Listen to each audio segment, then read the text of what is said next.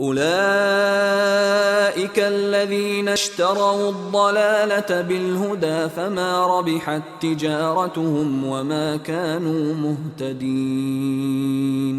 مثلهم كمثل الذي استوقد نارا فلما أضاءت ما حوله ذهب الله بنورهم وتركهم في ظلمات لا يبصرون.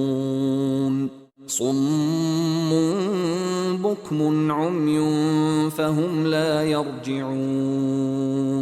أو كصيب من السماء فيه ظلمات ورعد وبرق يجعلون أصابعهم في آذانهم من الصواعق حذر الموت والله محيط بالكافرين.